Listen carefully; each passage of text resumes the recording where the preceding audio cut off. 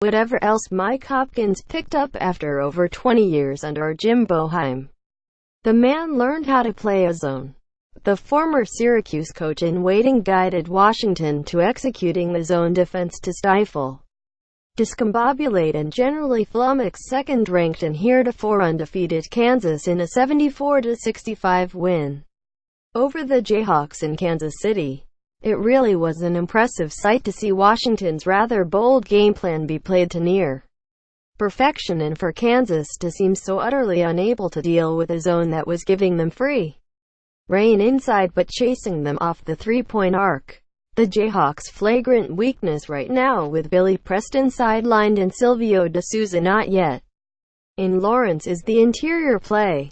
Udoka Azubuike is a legit five-man, but in the old-school mode that needs a dynamic passer or floor spacer next to him in the front court. Against the Huskies zone, it was 6'5" LaGerald Vick manning the high post.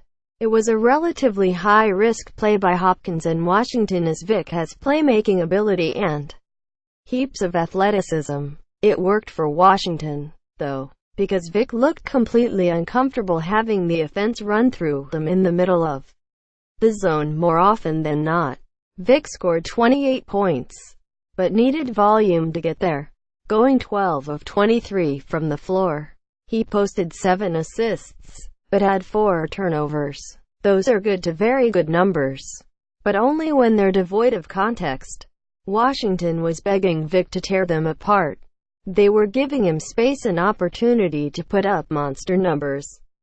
The Huskies essentially played a shift, playing the percentages that Vick wouldn't be able to beat them. He proved them right in a way that the Kansas City Star's Jesse Newell put perfectly. It is the weirdest thing to see a player get 28 points while being exposed at the same time. Jesse Newell, at Jesse Newell, December 7, 2017. Vick was able to get his, but only to a level that Washington was comfortable with in their game plan. They bet he couldn't go completely wild, and that wager proved correct. Washington's decision-making was no doubt based largely not only on Kansas' lack of a big man who could carve them up comfortable in a high-low game against the zone, but because the Huskies had to keep Kansas shooters in check. The Jayhawks came into the night 9th in the country, shooting 43.5% from three-point range. Devontae Graham, Vick, Malik Newman and Svi Mykhailiuk all shoot better than 40% from distance on the year.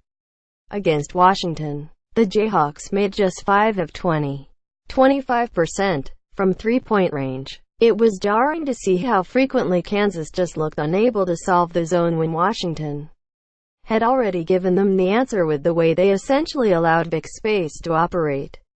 The Jayhawks just couldn't crack it consistently enough.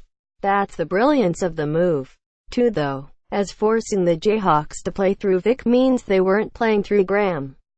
The preseason All-American took only 8 shots and made just 1 in 40 minutes. It may not be a blueprint other programs will be able to totally replicate to bottle up Kansas, but it certainly gives them something to think about. It also makes Preston's return or De Sousa's arrival that much more pressing. Putting some size in the center of that zone would change the math on how teams could employ it. Kansas' weakness this season was clearly its roster construction. Washington was just the first team that was able to fully exploit the vulnerability.